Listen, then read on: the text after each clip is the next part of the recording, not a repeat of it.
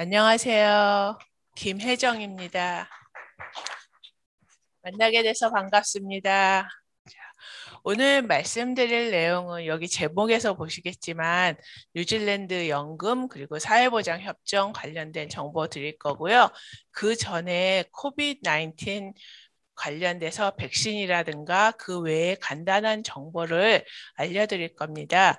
물론 여기 오신 분들은 다 백신 이제 패스도 하셨고 백신도 접종 다 하셨지만 그 후에도 변경되는 내용들이 많이 있고 어린이들 접종이라든가 부스터샷이라든가 약 그리고 외에도 여러 가지 규정들이 조금씩 변경이 되고 있거든요. 근데 그 부분에 대해서 가끔가다 질문이 많이 있어요. 그래서 그런 거를 조금 간단하게 설명을 드리려고 합니다. 예. 일단 뉴질랜드에서 접종할 수 있는 백신에 대해서 설명을 드릴게요. 뉴질랜드에서 백신을 접종을 하려면은요, 사용을 일단 하려면은 메드세이프란 곳에서 승인을 받아야지 됩니다. 메드세이프의 승인이 없는 백신은 뉴질랜드에서 사용을 할 수가 없어요. 그래서 메드세이프에서 백신 승인 단계 네 가지가 있습니다. 파이자 백신이 있고요. 그 다음에 존슨앤존슨에서 나온 얀센 백신이 있고요.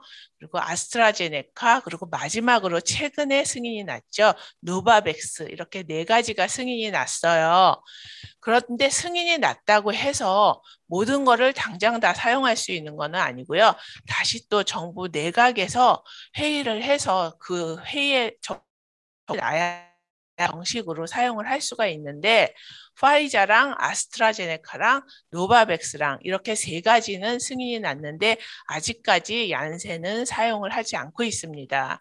그래서 이제 여기 계신 분들은 대부분 다 화이자 맞으셨죠, 그렇죠? 예, 화이자를 주 백신으로 하고 있고 처음에 16세부터 접종을 할 수 있었어요. 그랬다가 중간에 12세 이상 접종 가능했고요. 금년 2022년 11월 아니 2000 죄송합니다. 2022년 1월 17일부터 5세 이상 접종이 가능하게 됐어요. 그런데 이 어린이들 같은 경우는 성인하고 달리 1차 접종을 하고 나서 바로 접종을 할 수 있는 게 아니라 최하 8주가 지나야지만 2차 접종을 할 수가 있어요. 그러니까 이전에 성인들 같은 경우는 1차 접종하고 3주 이후에 접종할 수 있었잖아요. 그 차이가 있는데 실제적으로 이 5세 이상 접종률이 그다지 높은 편은 아니라고 해요. 지금 현재 한 1차 접종 그 퍼센테이지가 한 53% 어제 결과로요. 그리고 2차 접종이 11% 정도 조금 넘는다고 해요. 그렇기 때문에 정부에서는 더 많은 어린이들이 접종을 해서 나중에 그 코로나에 걸리지 않게 아니면 걸리더라도 그러니까 아픈 정도를 덜하게 할 수 있게 많이 권장을 하고 있거든요. 그리고 그 다음에 이제 아스트라제네카 백신 같은 경우는 18세 이상만 접종 가능합니다. 18세 미만은 접종할 수 없어요. 그리고 1차 접종하고 나서 4주가 지나야지만 2차 접종을 할 수 있고요. 그리고 마지막으로 이 노바백스가 3월 14일부터 접종이 가능하게 됐어요. 근데 이 백신이 조금 다른 점이 있습니다. 지금 우리가 다 맞은 그 파이자 백신 같은 경우는 새로운 그 기술이잖아요. mRNA 백신이라 그래서 그런데 요거는 다르게 단백질 기반으로 한 백신이라고 해요. 저도 의료 쪽에서 일을 하는 사람이 아니라서 정확하게 이게 뭔지에 대한 설명을 할 수는 없지만 그러니까 파이자 백신은 mRNA를 주사를 해서 몸에서 그러니까 그러니까 백신을 맞음으로써 그 뭐지 단백질 스파이크를 만들어서 코로나 바이러스가 들어왔을 때 몸이 싸울 수 있게 하는 거고요. 이 단백질 기반 백신 같은 경우는 이미 단백질을 만들어서 그 스파이크를 만들어서 주사를 하는 거라고 해요. 근데 요 차이가 이제 뭐냐 하면은 이 단백질 기반 백신은 다른 백신에도 많이 사용을 했었다고 합니다. 예를 들면 우리 인플루엔자 플루 백신 맞으시잖아요. 그거라든가 B형 간염이라든가 자궁경부암이라든가 백일해라든가 그러니까 수십 년 동안 써온 방식이기 때문에 이제 파이자 백신을 맞지 않으려는 분들 가운데 안정성이라든가 그 기술이 정말 장기적으로 안전한지 이런 거가 걱정이 돼서 접종을 할 수 없다 이러신 분들이 많이 있으시거든요. 그런 분들 같은 경우에 이 단백질 기반 백신은 기존에 수십 년 동안 사용하면서 안정성이 훨씬 더 입증이 됐으니까 접종을 할 수 있지 않겠냐 해서 이제 최근에 도입이 된 건데요. 이 백신 같은 경우는 아직까지는 18세 이상만 접종하실 수 있으세요. 그리고 1차 접종하고 나서 3주가 지나야지만 2차 접종을 할 수 있습니다. 그런데 여기서 만약에 이전에 1차 접종을 다른 백신으로 맞았어요. 그러니까 화이자나 아스트라제네카나 이런 경우에 2차 접종을 하시려면은요. 약 4주가 지나고 나서 하셔야 되고 그리고 의사의 처방전이 있어야지만 접종할 수 있습니다. 그러니까 두 개가 상호 맞았을 때 잘대로 될 수 있는지 아닌지에 대한 확신이 없기 때문에 의사 처방전이 있어야지 되는 거고요. 그 다음에 이제 부스터샷. 혹시 부스터샷 다 맞으셨어요? 아니면 안 맞으신 분들 계세요? 예. 예, 부스터샷은 원래 처음에는 파이자만 됐었다가 나중에 자꾸 변경이 돼서 지금은 아스트라제네카랑 두 가지 다 접종되고요. 처음에는 6개월 지나야지 됐었잖아요. 완전 접종하고 나서. 그런데 지금은 3개월만 지나면은 접종하실 수 있으세요. 불행히도 노바백스는 아직까지는 그 부스터샷이 승인이 나진 않았습니다. 그리고 부스터는 18세 이상만 접종되고요. 어제 그 레이스를 보면 한 72% 정도만 접종을 했대요. 그렇기 때문에 조금 더 많은 사람들이 부스터샷을 접종을 하라고 정부에서 이제 홍보를 하고 있거든요. 자, 그 다음 페이지 보면요. 요거는 그냥 늘 알고 있는 거니까 간단하게만 넘어가겠습니다. 부스터샷을 맞았을 때, 그러니까 그 처음에 홍보를 할 때 1차 접종하고 나서 2차 접종 때 조금 더 그 증상이 심한 경우가 있다 그랬잖아요. 부스터샷 때는 2차 접종보다 조금 더 심한 경우도 있다라고 해요. 하지만 모든 사람이 그런 이상 증세가 나타나는 건 아니고요. 그냥 간단하게 두통이나 피로가 있다, 감이 느껴진다라든가 접종 부위가 그냥 조금 아프다라든가 이런 게 일반적인데 그거보다 조금 더 심하거나 이런 경우에는 의사를 만나시거나 그러니까 의사랑 전화를 하셔야겠죠. 아니면은 헬프라인에 전화를 하시는 게 좋고요. 자, 요것도 그냥 늘 조심하시고 지금 다 마스크 사용하셨잖아요. 그렇죠?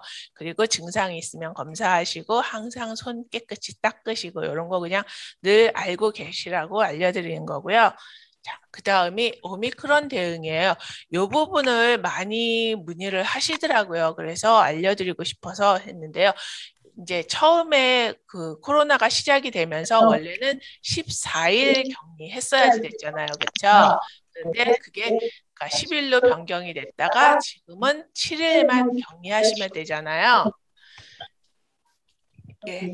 근데 누구나 다 격리할 필요는 없고 확진자랑 확진자 가족만 이제 격리하면 돼요. 이전에는 밀접 접촉자도 격리하고 그랬었는데 훨씬 더 이제 많이 그러니까 느슨해졌는데 그 이유는 사실은 백신 접종률이 높아졌기 때문에 그렇게 변경이 된 거예요. 많은 분들이 오미크론이 뭐 델타보다 약하다 이런 말씀을 하시는데 실제적으로 그래서 그런 거는 아니라고 합니다. 일단은 확진자나 확진자 가족이 아니면은 가족이 아니라도 같은 집에 사는 사람들은 7일을 격리를 해야지 되거든요. 그리고 그 다음에 확진자 가족 같은 경우는 3일 차랑 7일 차에 두 번 검사를 하셔야지 되고 밀접 접촉자 같은 경우는 격리하지 않으셔도 되고요.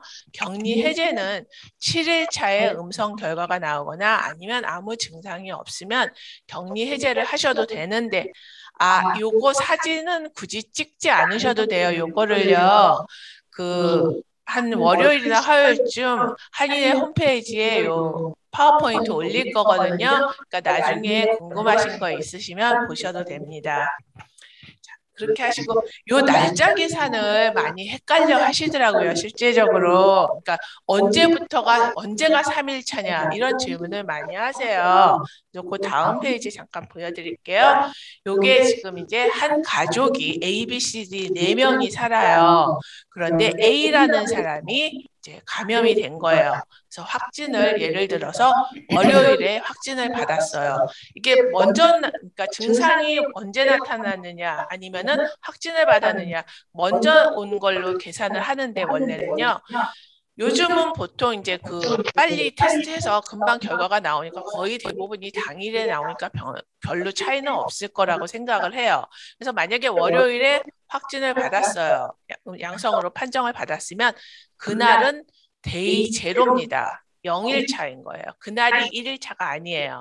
그렇기 때문에 월요일에 확진을 받았으면 화요일, 수요일, 목요일이 그러니까 3일 차가 되는 거예요. 그리고 돌아오는 그 다음 주 월요일이 7일 차가 되는 거죠. 그래서 7일이 지나고 나서 그 이 확진자는 만약에 증상이 더 이상 심해지지 않거나 이러면은 아니면 새로운 증상이 보이거나 그러지 않으면은 이제 그 월요일이 지나고 나서 월요일까지는 격리를 하셔야지 되고 화요일부터 자유롭게 다니실 수 있으신 거예요. 그런데 이제 나머지 가족분들에 대한 질문이 많아요. 지금 요 B처럼 3일 차에 검사를 했더니 결과가 양성으로 나왔어요. 그러면 나머지 가족들이 이전에는 사실은 다시 똑같이 그때부터 다시 카운팅을 했었거든요. 근데 지금은 그럴 필요는 없이 이 사람만 다시 7일이 그 다음 날부터 시작이 되는 거예요. 확진 결과를 받은 날은 제로니까 7일을 하시는 거고요. 그 다음에 만약에 여기 C 같은 경우는 7일 차에 받았어요. 그러면은 이 사람만 다시 그때부터 7일을 격리를 하면 되는 거고 나머지 가족들은 다시 시작을 할 필요가 없는 거예요. 그래서 마지막 D 같은 경우는 같이 살았지만 한 번도 양성이 나오지 않았어요. 그리고 그 증상도 없고 그리고 검사를 했더니 계속 음성이에요. 그러면 7일 차부터 7일이 지나고 나서부터 그냥 자유롭게 격리 해제가 될 수 있는 거죠. 그 가족 중에 한 명이 7일 차에 양성이 나왔어도 다시 시작을 할 필요가 없다라는 거예요. 그래서 최근에 이런 일이 있었어요. 어떤 분이 양성 판정을 받았어요. 그리고 한 며칠 지났어요. 근데 그 이제 같이 사는 동거인 중에 한 명이 양성 판정을 또 받은 거예요. 그러니까 이제 미니스터리 오브 헬스에서 문자가 온 거예요. 당신 가족 중에 한 명이 그러니까 동거인 중에 한 명이 확진을 받았으니까 격리를 해야지 된다라는 문자를 받은 거예요. 그래서 나는 이러면 격리를 해야지 되냐 아니냐 이 질문이 있었는데 저희가 확인을 해봤는데 3개월 이내까지는 증상이 없으면은 격리를 굳이 하지는 않으셔도 된다고 합니다. 그렇지만 만약에 증상이 있으면 검사를 받으셔야지 되고 그래서 이게 재감염이 되는 경우들이 가끔 있대요. 그렇기 때문에 증상이 나타나면 빨리 검사를 하시고 그다음에 격리를 하셔야지 되지만 그렇지 않으면 격리하지 않으셔도 되고요. 자, 그다음에 다시 이제 요즘 그 나눠드린 종이 중에 항원 검사하는 종이 한글로 된 거 있을 거예요. 있죠. 거기 보시면은 어떻게 검사하는지 그러니까 코비드-19 검사하는 그 설명서가 있잖아요. 그렇죠? 근데 그 설명서하고 그 영어로도 똑같이 그렇게 돼 있거든요. 근데 실제 제가 진단 킷을 봤을 때 그 전에 한 단계가 빠진 게 있어요. 실제적으로는. 그리고 이거 RAT 사용해서 그 실제적으로는 증상이 있는데 검사를 해보면 네거티브로 나온다 이러는 경우들이 많이 있는데 그게 TV에서도 전에 나왔었지만 검사를 조금 잘못하면은 실제로는 감염이 됐지만 그렇게 나오는 경우들이 있다라고 해요. 그래서 그 설명대로 그냥 이렇게 그냥 찔러넣어서 돌리면은 거의 결과가 다 음성으로 나온다고 합니다. 아무리 심해도. 그래서 근데 그 설명서에 있지 않은 실제 킷에 있는 설명서를 보면은 이거 마이크 잠깐 내려도 될까요? 이렇게 들고 하니까 되게 불편하다. 그러니까 휴지 같은 걸로 일단 코를 먼저 살짝 간단히 풀라고 합니다. 그래서 원래 바이러스가 이 안쪽에 있지 이 밑에 내려와 있지 않기 때문에 그 있는 거를 내려오게 한다라는 말이 맞은 거예요. 그래서 풀어서 이렇게 휴지로 닦아내고 손을 닦으신 다음에 그 진단 킷을 넣으실 때 이 코 밑 안쪽으로 해서 넣으신 다음에 그 2cm에서 2.5cm 정도 이제 넣으셔야지 되는데 만약에 오른쪽으로 넣으시면은 오른쪽 귀 쪽으로 살짝 틀으셔야지 되고요. 왜 이제 그다음에 양쪽을 다 하셔야지 되거든요. 살짝 틀어서 돌리시고 그다음에 뺀 다음에 왼쪽을 하실 때는 똑바로 넣으신 다음에 왼쪽 귀 쪽으로 살짝 틀으셔야지 그렇지 않고 그냥 똑바로 올린 다음에 그냥 검사를 하면은 거의 대부분은 음성으로 나온다고 해요. 그러니까 실질적으로 내가 그러니까 확진을 원래는 받았는데도 양성이지 않으면 나는 충분한 치료를 받을 수 없을 수가 있으니까 검사를 제대로 하는 게 중요하잖아요. 이미 아픈데 아예 안 아프면 상관이 없지만 그렇기 때문에 검사를 하실 때 제대로 잘 하시는 게 되게 중요하다고 그러고요. 또 한 가지 그리고 버리실 때 이게 플라스틱이다 보니까 재활용통에 넣으시는 분들도 많이 있으시대요. 근데 이게 의약용품이기 때문에 절대로 재활용통에 넣으시면 안 되고 제대로 플라스틱 봉지에 잘 이렇게 밀폐를 시켜서 일반 쓰레기통에 버리시고 그게 이제 그 액이 있어서 액에다 이렇게 섞어서 검사를 하거든요. 그 액을 또 변기에 버리시는 분들도 계시는데 절대로 변기에 버리시면 안 되고 다 같이 한꺼번에 밀폐해서 일반 쓰레기통에 버리시라고 하는 거고요. 그 부분들이 이제 설명서에 없는 부분들이기 때문에 알려드리는 거고 또 이제 결과가 나오면 음성이든 양성이든 어떤 결과가 나오든지 간에 일단은 리포트를 하셔야지 돼요. 그러니까 내가 양성이다, 내가 음성이다라는 그 리포트를 하는 방법은 여기에 있는 것처럼 두 가지 방법이 있습니다. 마이코빌 리코드로 온라인으로 해서 하시는 방법이 있고요. 만약에 인터넷을 사용하기 어려우신 분들은 여기 있는 0800으로 전화를 하시면 돼요. 0800-222-478로 전화를 하시면은 그러니까 음성이다, 양성이다 이제 리포트를 하시면 되는 거고요.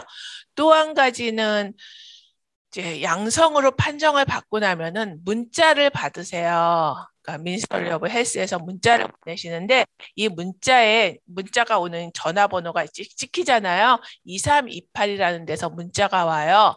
이 문자를 받으시면 이게 혹시 뭐 스캠인가 하고 그냥 안 열어보시고 그러시는 분이 계시거든요.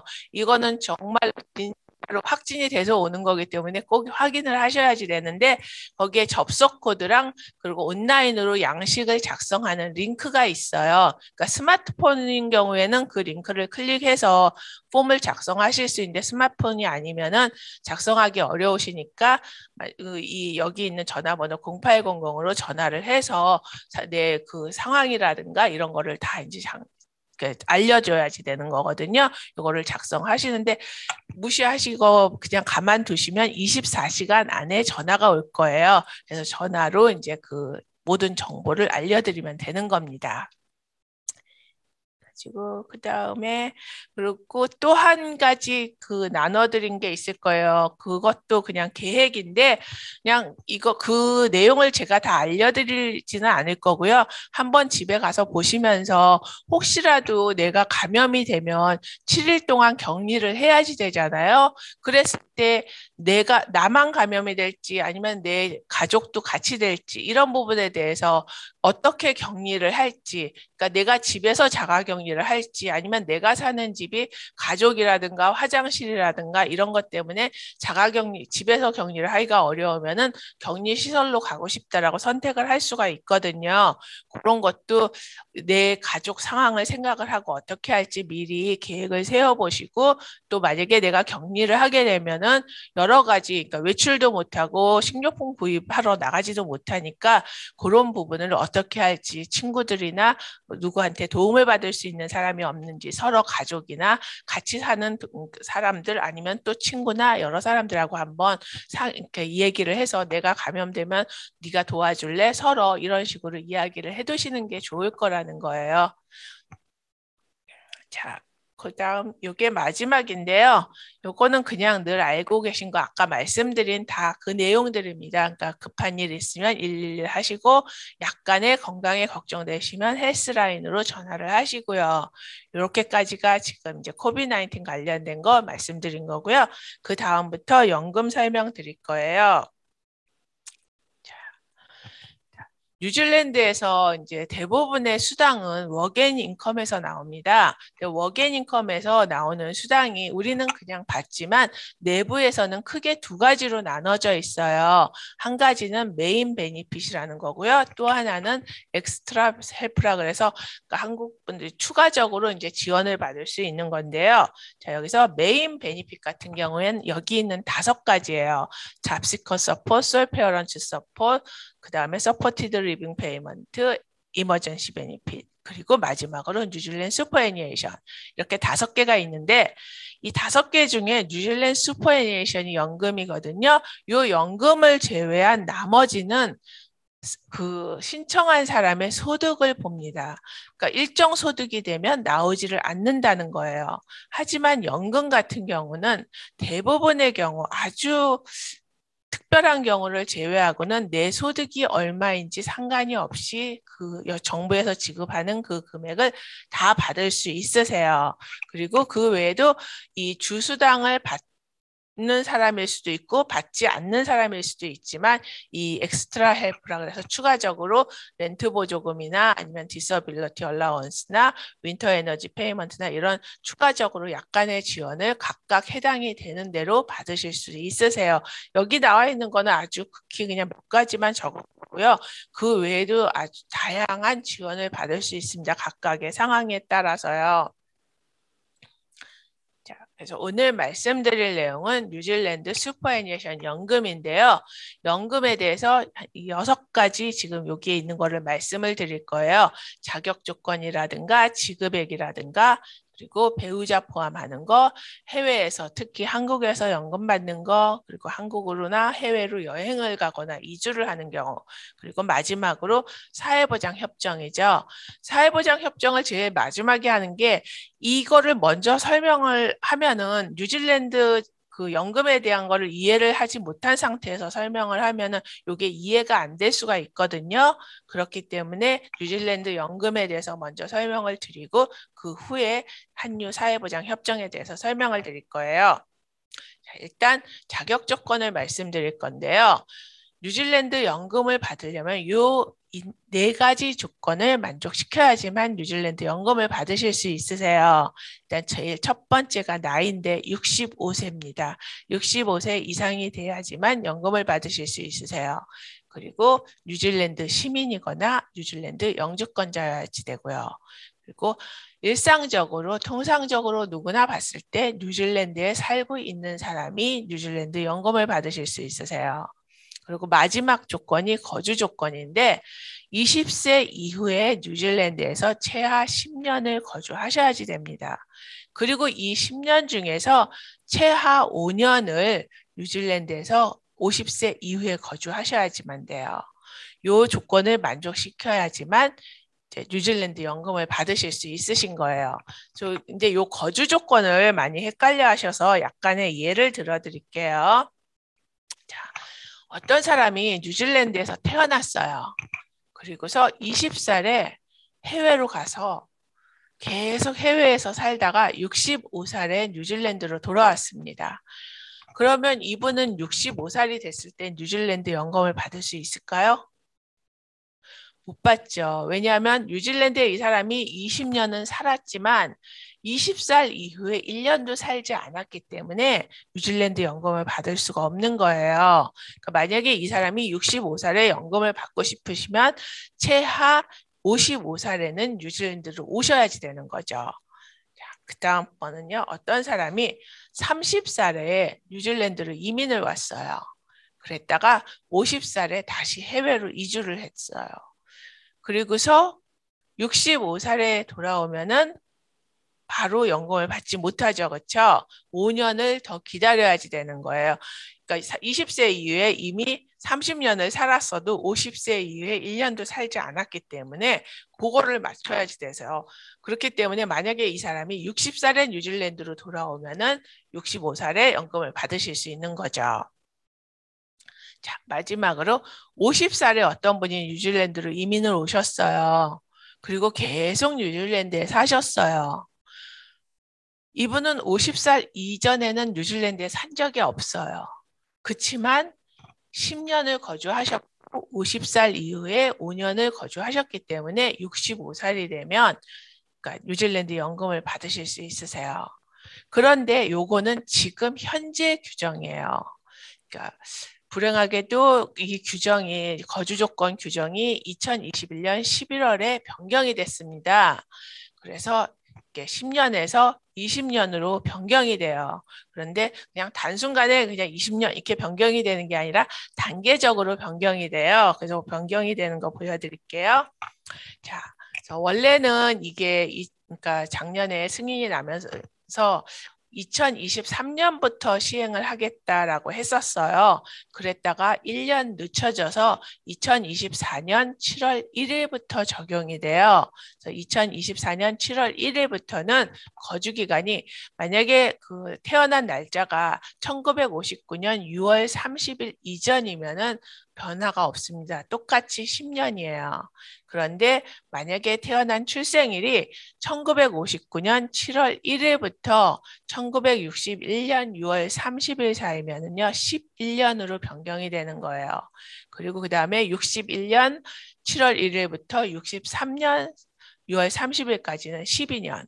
이런 식으로 단계적으로 변경이 돼서 77년 7월 1일 이후에 태어나신 분들은 20년 거주 조건을 만족시켜야지 되는 거예요. 그래서 이게 2042년이 될 겁니다. 그래서 그때부터는 누구나 다 20년 거주 조건을 만족시켜야지만 된다는 거죠.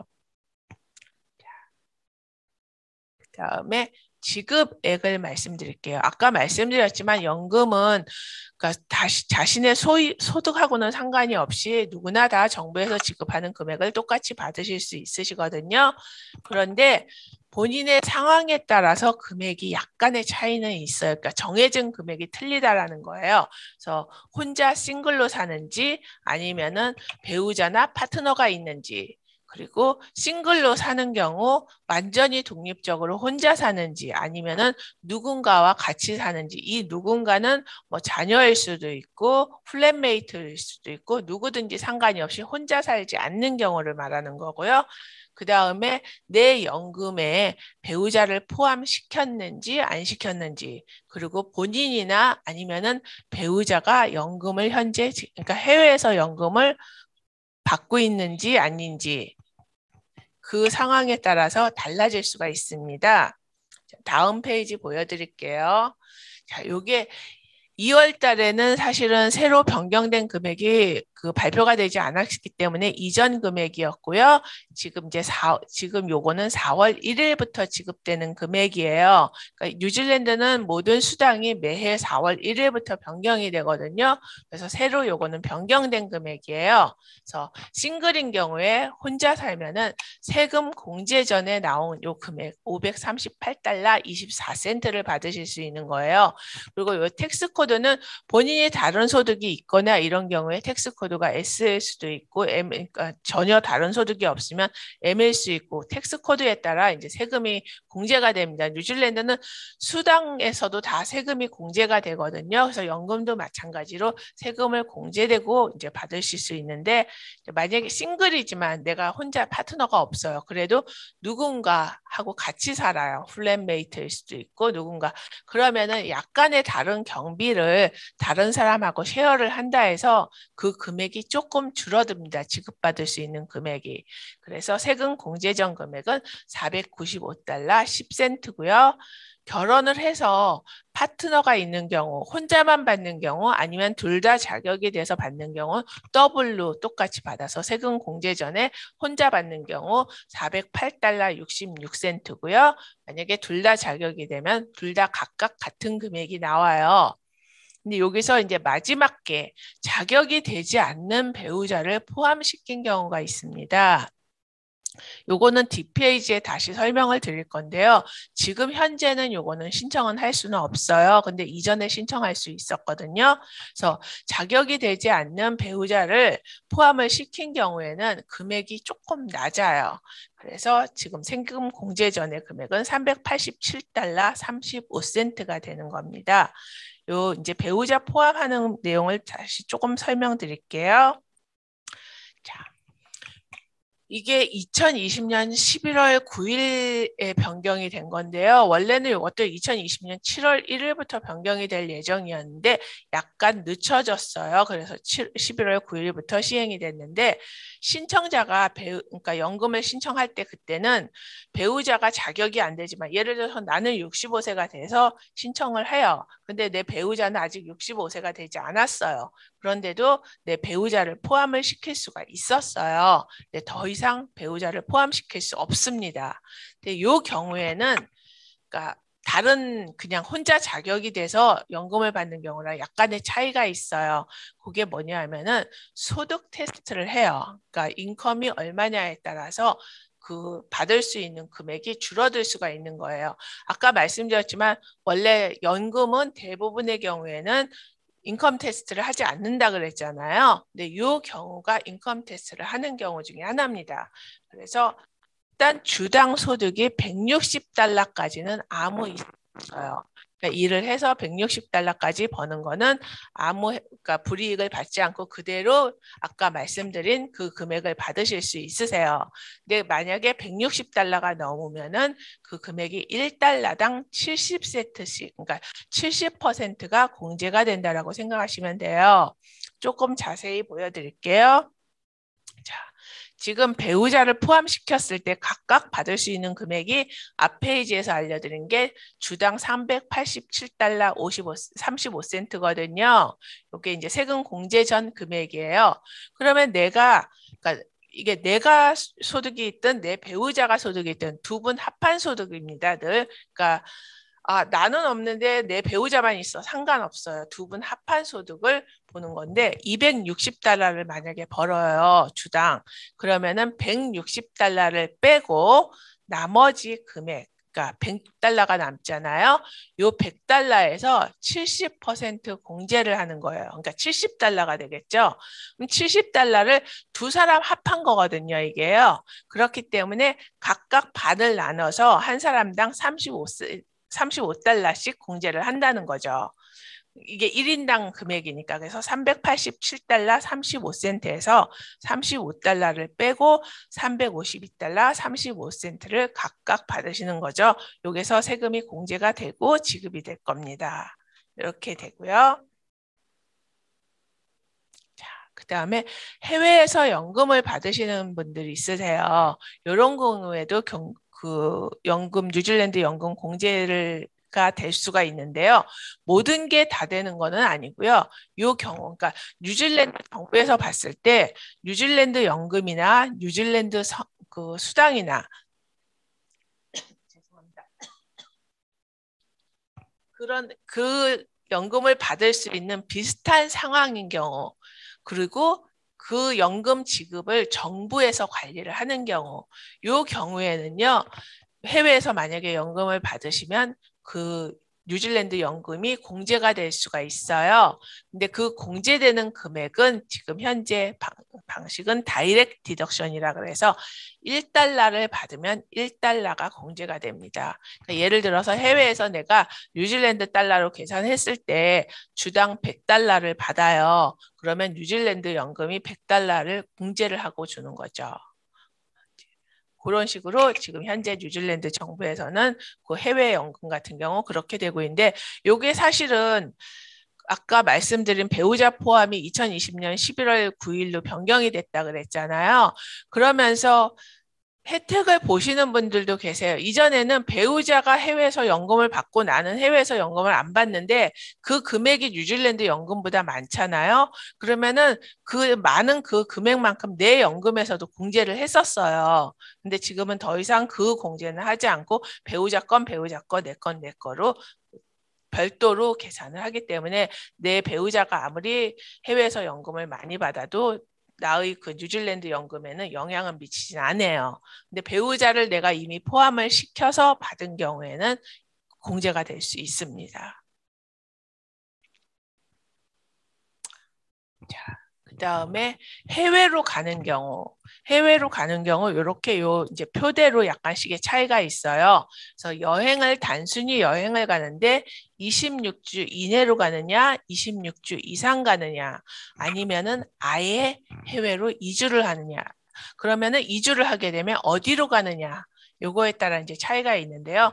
그러니까 그 소셜 시큐리티 어그리멘트가 맺어져 있는 나라로 가느냐, 아니면은 퍼시픽에 있는 22개의 나라가 있거든요. 특별조약이 맺어져 있는 나라, 거기로 가느냐, 아니면 그 외에 다른 나라로 가느냐. 요거에 따라 약간씩의 차이가 있어요. 그리고 26주 이내의 여행인 경우에는 이 여행을 4주 이내로 가는 경우에는 아무것도 하지 않고 그냥 편안하게 다녀오셔도 아무 상관 없습니다. 4주 이내는요. 하지만 4주 이상 가는 경우에는 가능하면 알리시는 게 좋으세요. 워킹인컴에 연금을 지급받고 계시는 경우에요. 특히 뭐 연금을 받으시면서 어코모데이션이나 아니면은 윈터 에너지 페이먼트나 디서빌리티 얼라운스나 이런 거를 받고 계시는 경우에는 요거는 해외에 가시면 최대 28일 까지 나오고 나머지 중지가 되거든요. 그렇기 때문에 꼭 미리 알리셔야지 돼요. 26주까지는 편안하게 그냥 여행을 하셔도 되고요. 이 26주에서 여행을 하시다가 보면은 이렇게 내가 전혀 생각하지 못했던 일이 생길 수가 있잖아요. 갑자기 심각하게 아프다든가 아니면 다쳤다라든가 아니면 직계가족이 뭐 사망을 했다라든가 여러 가지 전혀 생각지 못한 일이 갑자기 발생을 해서 26주 안에 들어올 수 없는 상황이 생겨요. 그러면은 최대한 빨리 워게닝컴에 알리셔야지 됩니다. 그렇게 해서 내 상황을 설명을 하고 언제까지 최대한 들어올 수 있는지 상황을 자세히 의논을 하면은요, 최대 30주까지는 지급이 돼요. 그런데 만약에 아무 연락도 하지 않고 그냥 안 들어와서 거예요. 그랬다가 그러니까 나중에서야 이제 워게닝컴에서 알게 된 거죠. 26주가 지났어요. 근데도 뉴질랜드에 들어오지 않았어요. 그러면은 처음 출국하면서부터 그때까지 지급된 모든 연금을 다시 다 페이하라고 편지를 받으실 수 있습니까? 그러니까 다 돌려줘야지 된다는 얘기예요. 그렇기 때문에 최대한 빨리 내가 26주 이내에 돌아올 수 없는 상황이 되면 최대한 빨리 알리셔서 어떻게 이 상황을 처리할지를 알리시는 게 좋으신 거예요. 자, 26주 이상인 경우는 결국은 해외 이주하는 거랑 많은 차이가 없기 때문에 같이 설명드리겠습니다. 자, 그래서 해외 거주 시에 이제 연금을 지급받는 경우는 세 가지 어디로 가느냐에 따라 달라지는데요. 그러니까 지금 사회보장 협정 맺어진 나라가 원래 얼마 전까지는 10개국이었어요. 그런데 드디어 지금 사우스 코리아 한국에 들어가서 11개국이 지금 소셜 시큐리티 어그리먼트가 맺어져 있습니다. 그리고 22개의 퍼시픽 나라로 가는 경우 특별 조약이 맺어져 있어서 이 나라로 가는 경우에 약간 계산하는 방식이 달라요. 그리고 그 다음에 그 나머지 어디로 가느냐에 따라 계산 방식이 조금 다른데요. 혜택이라든가 이런 부분이 다른데요. 이 소셜 시큐리티 어그리먼트 맺어진 것 중에 오스트레일리아랑 UK는 조금 달라요. 다른 나라랑. 그리고 그 나머지 9개국은 거의 물론 각 나라에서 시행하는 연금 제도가 틀리기 때문에 약간씩 차이는 있을 수는 있지만 대부분은 거의 비슷하다라고 생각하시면 돼요. UK랑 오스트레일리아를 빼고. 자, 그러면은 지금 사회보장 협정 말씀드리겠습니다. 그러니까 한유 사회보장 협정이 원래는 2016년에 가서명을 했어요. 그리고 2019년에 정식으로 서명을 하면서 2021년부터 시행을 하자라고 했었거든요. 그런데 그 다음 문구에 그런 게 있었어요. 만약에 무슨 사정이 생기면 2022년으로 연기가 될 수도 있다 했는데 이제 여러 가지 사정이 생겼었나 보죠. 그렇죠? 그래서 2021년에 시행을 할 수가 없었고요. 이제 드디어 2022년 3월 1일부터 시행이 됐습니다. 그런데 이 사회보장 협정이 뭐죠? 왜 사회보장 협정이 있으면 유리할까요? 사회보장 협정이라는 것은 예를 들면 연금 같은 사회보장 분야를 규율하는 양 국가 간에 여기서는 지금 한국하고 뉴질랜드죠. 그러니까 한국하고 뉴질랜드 간에 맺은 조약이다라고 생각하시면 돼요. 그래서 이 한유 사회보장 협정을 맺으면서 혜택을 받을 수 있는 건 요 크게 두 가지예요. 제일 첫 번째는 한국 국민연금을 가입한 기간하고 뉴질랜드 거주한 기간을 합해서 계산을 할 수가 있는 거예요. 그러니까 요게 양쪽이 안 될 때를 말하는 거예요. 말하자면. 그래서 한국 국민연금을 지급받으려면 최소 10년을 가입을 해야지 된다고 해요. 그리고 뉴질랜드 연금을 받으려면 아까 앞에서 말씀드렸지만 20세 이후에 최하 10년, 50세 이후에 최하 5년 요 조건을 만족시켜야지 되잖아요. 근데 요거를 만족시키지 못했을 때 두 개를 합해서 계산을 할 수가 있다라는 거예요. 그리고 또 한 가지는 양국에서 신청을 할 수가 있습니다. 아까 제일 첫 번째 그 자격 조건에서 뉴질랜드에 살아서 뉴질랜드에서 신청을 해야지 된다 그랬잖아요. 근데 차이가 그러니까 한국에서 살면서도 뉴질랜드 연금을 신청을 할 수가 있는 거예요. 조금 더 자세히 볼게요.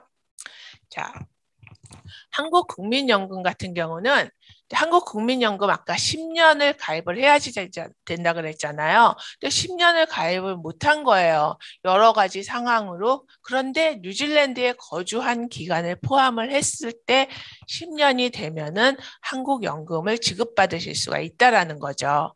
근데 여기에서 기본 조건은 한국국민연금을 최하 12개월을 납부를 하셔야지 됩니다. 12개월 동안 가입을 하셔야지 되고요. 요 기간을 계산할 때 중복된 기간은 뺍니다. 요 중복된 기간은 뒷페이지에 설명을 드릴 거예요. 그리고 그 다음에 뉴질랜드 연금도 아까 말씀드린 대로 거주 기간을 만족시켜야지 되잖아요. 그러니까 20세 이후에 10년, 50세 이후에 5년. 그런데 요거를 만족시키지 못했을 때 한국에서 국민연금을 가입을 한 기간을 합하게 돼서 만족시키면은 뉴질랜드 연금을 받을 수 있는 거예요. 그랬을 때 여기에서 또 한 가지 조건은 최하로 뉴질랜드에 12개월 이상 거주를 하셔야지 됩니다. 그러니까 지속적으로요.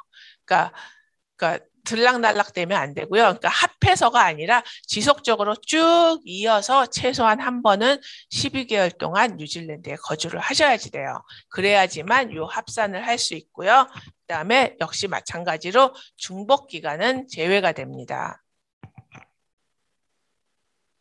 자, 그래서 중복 기간 한번 알려드릴게요. 요게 그냥 간단하게 예로 한 건데요.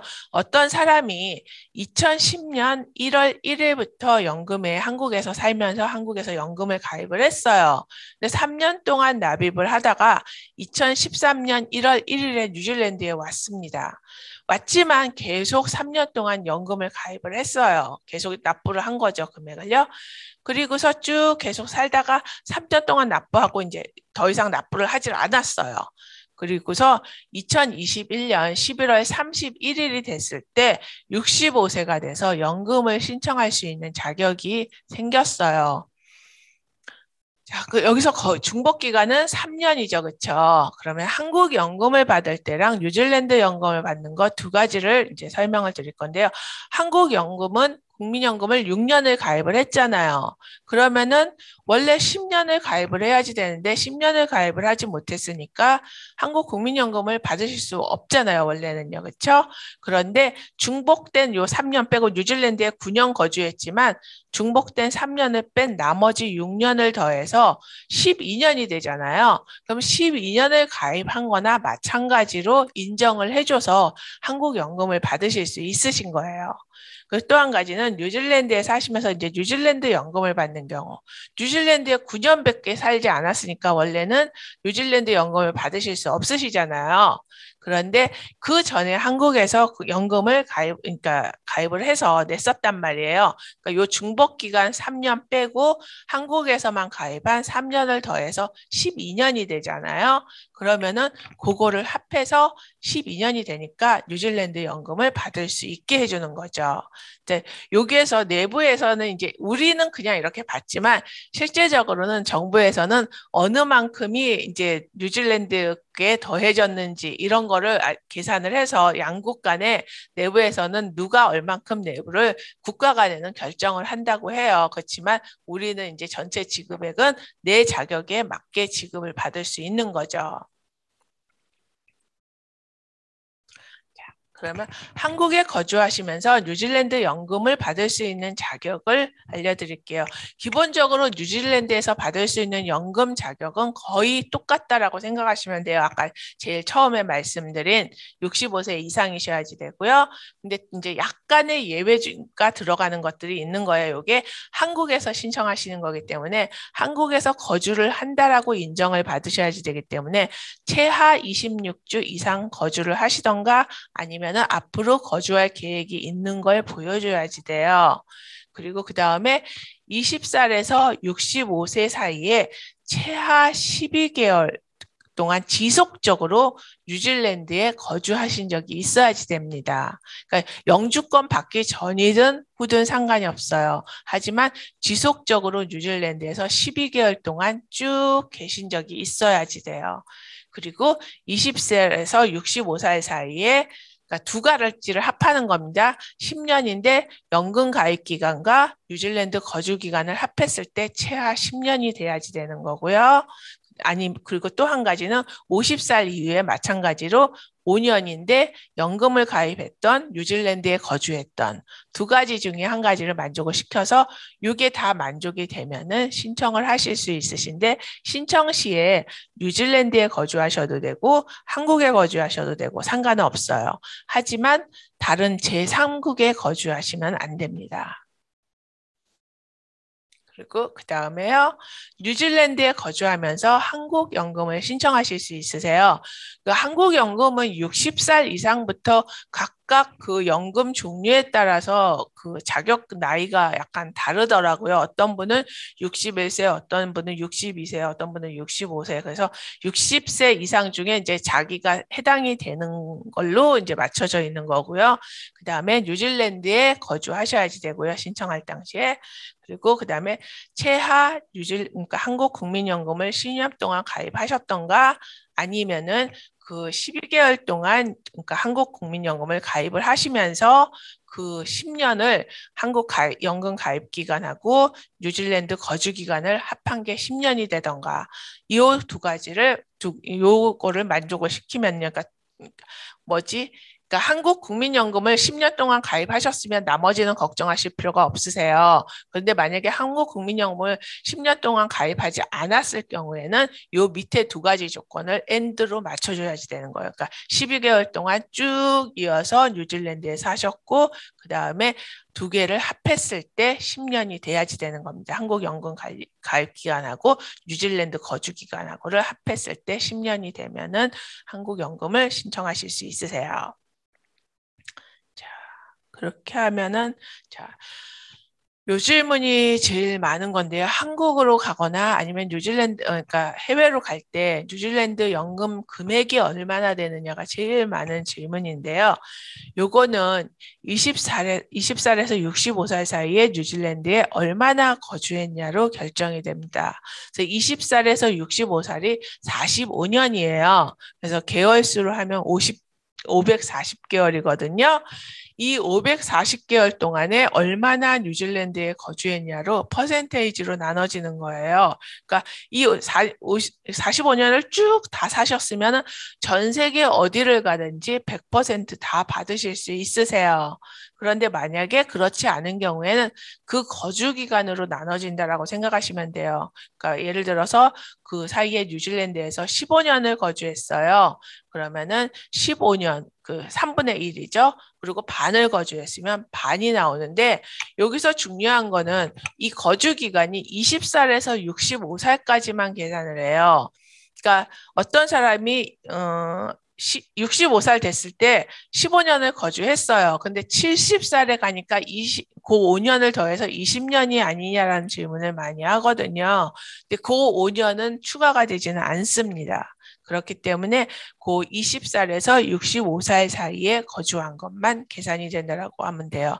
요거를 이제 제가 설명을 하면 많은 분들이 도대체 그게 어디에 있느냐, 찾을 수가 없다 하시는 분들이 되게 많으세요. 그래서 제가 그 소셜 시큐리티 어그리먼트 원본에 있는 아티클을 보여드릴게요. 그거만 프린트 그 스크린샷을 했거든요. 이게 아티클 8에 있는 겁니다. 그래서 정확하게 계산 방식이 나와 있어요. 이렇게 그 금액을 받을 수 있는 거는 현 금액의 45년 중에 뉴질랜드에 얼마나 살았느냐로 정확하게 계산하는 방식이 나와 있거든요. 그렇기 때문에 나중에 궁금한 거 있으시면 연락하시고요. 아마 여기 그 다음에 자, 연금을 신청하는 방법인데요. 실질적으로 이거 신청하신 분들이 되게 어렵다라는 말씀을 많이 하세요. 근데 한국에 거주하시면서 뉴질랜드 연금을 신청하실 때 한국국민연금관리공단에 신청하시면 되고요.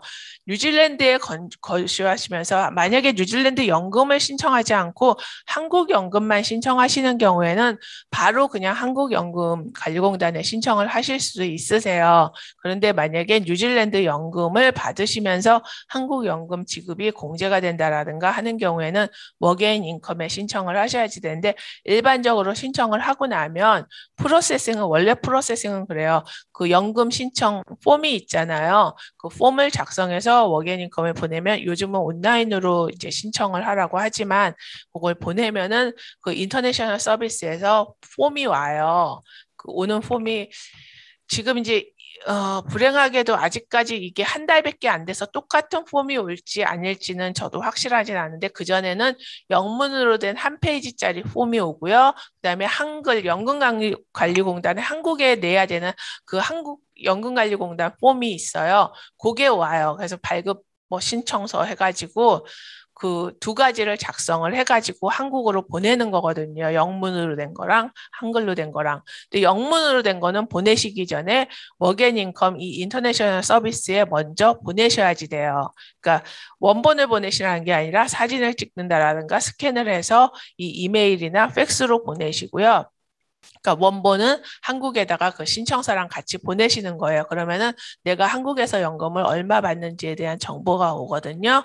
그럼 그걸 가지고 이제 내 연금 지급액을 워게인인컴에서 계산을 하게 되는 겁니다. 이렇게 되고요. 여기까지가 제 마지막이고요. 그 다음 이후에 만약에 궁금한 거 있으시면은 요 두 군데 연락처로 전화를 하시면 됩니다. 화요일에 한인회로 전화하시면 되고요. 예. 여기까지 제 세미나 마쳤습니다. 다른 거 궁금한 거 있으십니까?